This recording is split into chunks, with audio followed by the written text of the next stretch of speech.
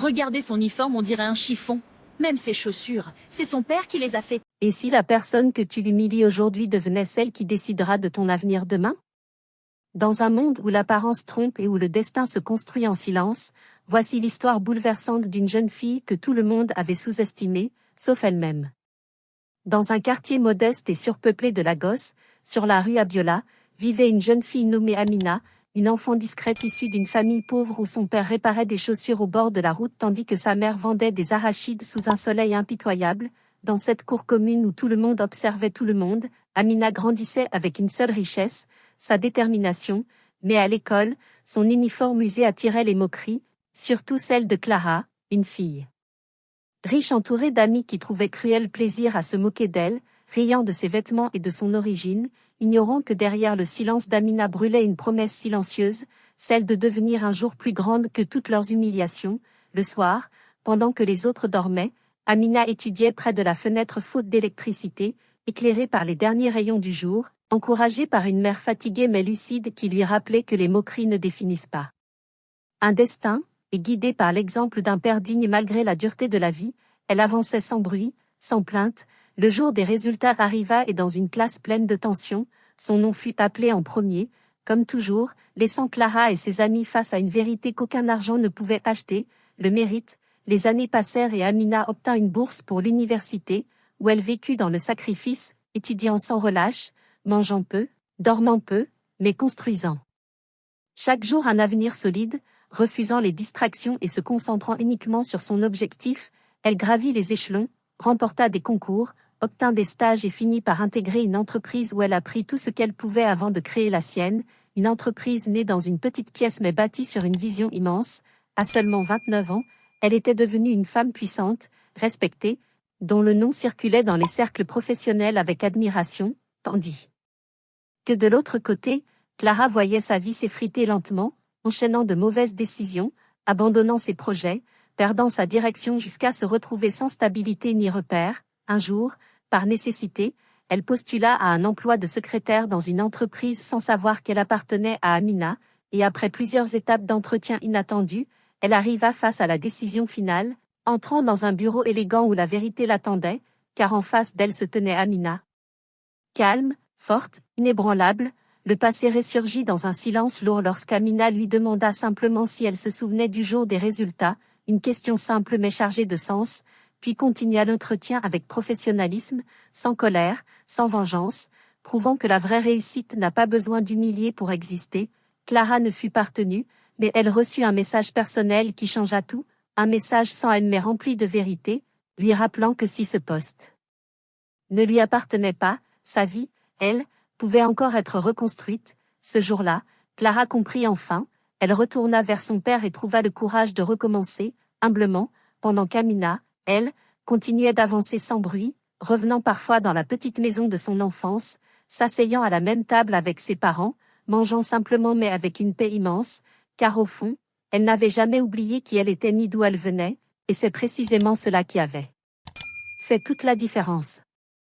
Après ce jour où Clara quitta le bureau d'Amina avec le cœur lourd mais étrangement apaisé, la vie reprit son mouvement silencieux, mais quelque chose avait changé profondément en elle, car pour la première fois depuis des années, elle ne cherchait plus d'excuses ni de raccourcis, elle cherchait un chemin réel, et dans ce petit bureau modeste de l'entreprise de logistique où elle trouva finalement un emploi quelques mois plus tard, elle arriva chaque matin avant tout le monde, nettoyait son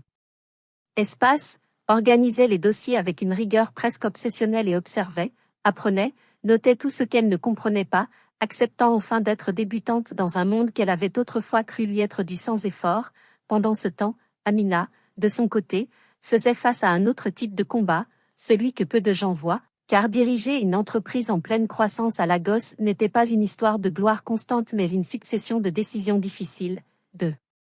nuits sans sommeil, de contrats risqués et de responsabilités qui pesaient lourd sur ses épaules. Elle devait gérer des équipes, affronter des concurrents plus anciens, négocier avec des partenaires qui ne la prenaient pas toujours au sérieux à cause de son âge ou de son parcours, mais elle avançait comme elle l'avait toujours fait, avec calme, stratégie et une détermination inébranlable, et un jour, alors que son entreprise atteignait un nouveau sommet, un problème inattendu surgit, un contrat majeur fut menacé, un partenaire clé se retira soudainement, laissant un vide dangereux dans ses opérations, et pour la première fois depuis longtemps, Amina sentit le poids de l'incertitude, pas de peur, mais cette tension froide qui accompagne les moments où tout peut basculer. Elle convoqua son équipe, analysa chaque détail, refusa la panique et transforma la crise en opportunité en restructurant son modèle, prenant des décisions audacieuses que d'autres auraient évitées, et ce moment devint un tournant, non pas parce qu'il confirmait son succès, mais parce qu'il testait sa capacité à le protéger, à le reconstruire si nécessaire. Pendant ce temps, Clara, dans sa petite entreprise, vivait une transformation plus lente mais tout aussi puissante.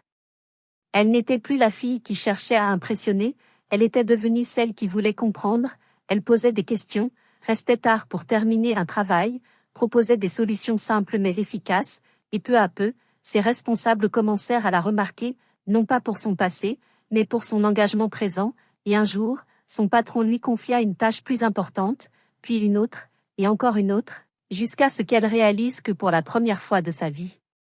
elle construisait quelque chose de solide, pas spectaculaire, mais réel, et des années passèrent ainsi, deux trajectoires différentes mais liées par une même vérité, celle que le passé ne définit pas la fin. Un après-midi inattendu, leurs chemins se croisèrent à nouveau, non pas dans un bureau fermé, mais lors d'une conférence professionnelle où Amina était invitée comme intervenante principale. Clara était dans le public, assise au milieu de centaines de personnes, et lorsqu'Amina monta sur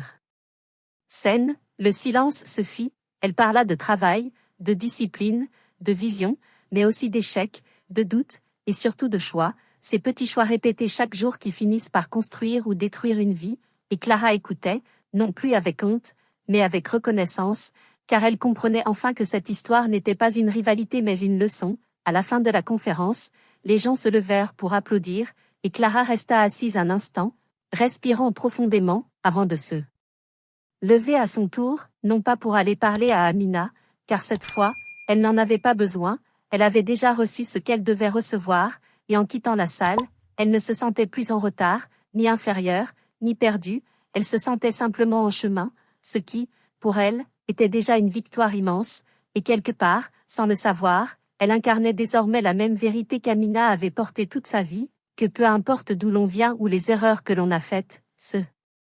qui compte vraiment, c'est ce que l'on décide de faire ensuite. La vie ne s'arrêta pas après cette conférence, elle continua avec cette constance silencieuse qui transforme les petites décisions en grandes conséquences, et Clara, portée par une discipline nouvelle qu'elle protégeait comme un bien précieux, commença à évoluer dans son entreprise, non pas par chance mais par cohérence. Elle devenait celle sur qui l'on pouvait compter, celle qui ne cherchait plus à briller mais à bien faire, et c'est justement cette attitude qui finit par attirer les bonnes opportunités, car quelques mois plus tard, son patron lui proposa de superviser une petite équipe, une responsabilité qu'elle aurait autrefois prise avec arrogance mais qu'elle accepta cette fois avec humilité, consciente du poids de chaque décision. Pendant ce temps, Amina, dont l'entreprise avait surmonté plusieurs tempêtes, entrait dans une nouvelle phase de croissance, plus structurée, plus ambitieuse. Elle investissait dans de nouveaux projets, formait des jeunes talents issus de milieux modestes comme le sien et mettait en place un programme discret de mentorat, car elle n'avait jamais oublié d'où elle venait ni ce que cela signifiait de manquer d'opportunités, et un jour, parmi les dossiers de candidature pour ce programme, un nom attira son attention sans qu'elle s'en rende compte immédiatement. Ce n'était pas Clara, mais une jeune fille issue d'un quartier semblable à celui où Amina avait grandi, une fille brillante mais fragile, marquée par les mêmes regards et les mêmes jugements, et en lisant son histoire, Amina comprit que le cycle pouvait continuer, que chaque génération avait besoin de quelqu'un pour lui ouvrir une porte. Ailleurs dans la ville, Clara faisait face à un autre type d'épreuve, un conflit dans son équipe, des tensions qu'elle ne pouvait plus éviter, et pour la première fois, elle se retrouva dans la position de celle qui devait décider, gérer, apaiser. Elle fit des erreurs au début, hésita, douta, mais elle ne fuit pas, elle resta, apprit, corrigea, et peu à peu, elle trouva sa manière de diriger, non pas en imposant, mais en comprenant, en écoutant, en construisant une confiance qu'elle n'avait jamais su créer auparavant, et cette transformation ne passa pas inaperçue, car un client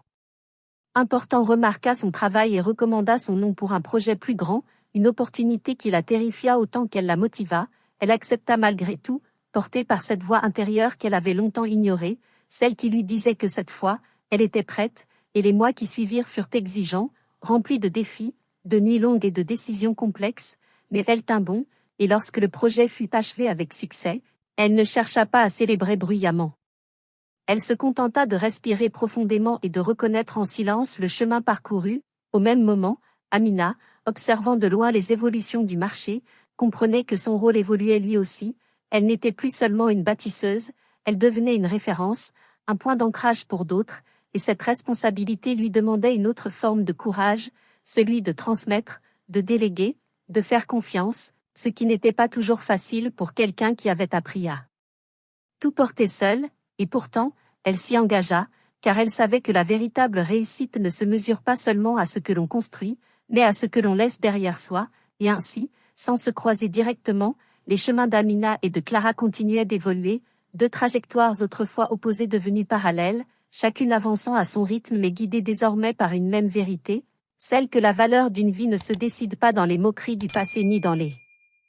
erreurs commises, mais dans la capacité à se relever, à apprendre et à continuer malgré tout, et dans le silence de leurs efforts respectifs, chacune à sa manière, elles étaient en train d'écrire une nouvelle version d'elles-mêmes, plus forte, plus consciente et surtout, enfin alignée avec ce qu'elles avaient toujours eu en elles sans oser pleinement l'assumer.